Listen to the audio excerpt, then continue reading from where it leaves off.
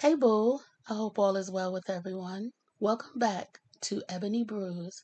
Today's suggested read is Hostile Takeover, written by Christina C Jones. The main characters are Nalani Stark, described as wealthy, smart, fine, slick ass mouth, and thick. The other one is Orion Sterling, described as handsome, tall, with a sturdy body, and super, super rich. The premise is literally a hostile takeover.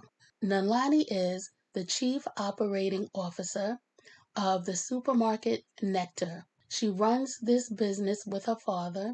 It's a family business that has been in the family for a very long time. One morning, on her way to work, her father calls her and asks her to come to the office before she gets there rather than her office. She senses something's wrong because she hardly ever goes to his office. When she gets there, she sees that the accountant is in the office with him. She goes in, says good morning, and goes, "What happened? Did the market drop?" All of a sudden, she hears a voice, not realizing someone else was in the room. And he says, "The market is not the problem. It's the rent." Already irritated, Nalani goes, "Who the fuck are you?"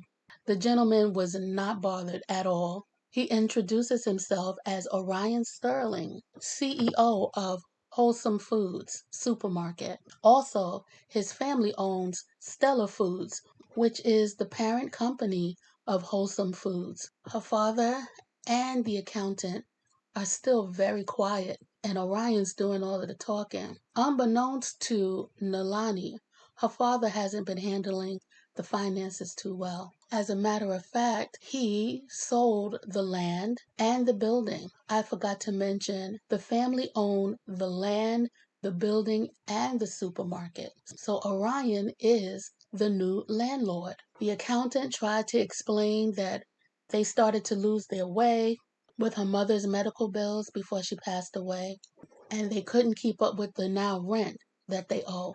So Nalani is still trying to argue and goes, "Well, let's just pay this rent. How much is the rent?" And he tells her, "Well, not only that, you allowed the lease to expire." As she's finding all of this out, she's annoyed, shocked, hurt, scared, like, what's going on? How could this happen? This doesn't make any sense. And Orion is telling her, "Well, look, you can sign a new lease and pay this money, but I know y'all can't afford it, so what you gonna do?"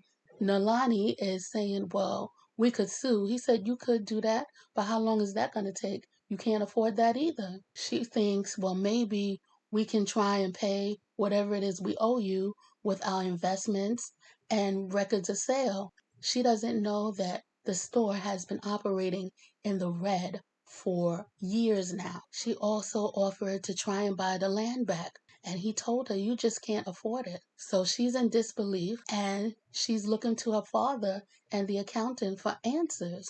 Orion says, "Not with your daddy's gambling problem." Yo, why'd he say that? After that, look what happened. My hand was out before I could stop myself. The entire room went quiet and still, reacting to the fact that I just smacked Orion Sterling dead across his effing mouth. He gave me a brief nod. "That's your one time." Girl. After that, he was like, "Okay, wrap this shit up. Y'all have 90 days to get out." He starts to tell her plans of turning the store into another Wholesome Foods. Nala argues that the customers are used to her family. They won't patronize you. And he realizes, you know what? I agree. I have another opportunity for you. So, to save her family legacy, she was willing to listen. He told her he thinks they have a lot in common, both attractive, well groomed, well educated, and if she marries him, he will make sure that she doesn't lose the store and it can stay in her name. She had to agree to marry him and give him an heir. They also signed a contract with some conditions, one of them being that they both had to get checked for STDs. Nalani, with her smart mouth, still was like, "Yeah, okay, so you better take your ass to the clinic as soon as possible." And he was like, "Clinic? I don't go to a clinic. The doctor comes to us.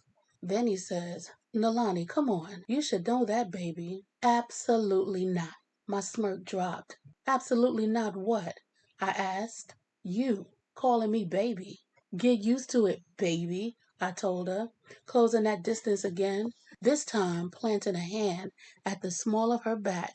Before she could snatch away, I grabbed her under the chin and leaned in to speak in her face.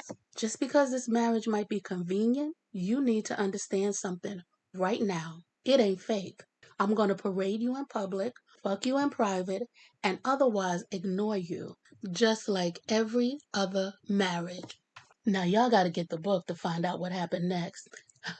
No spoilers just yet. I will do the full review in 2 weeks though. In the meantime, let me know if this is something you'd like to read. Did you like my little preview of this book? If so, hit the like button, consider subscribing, and I'll see you in the next video. Thank you so much for watching. Later.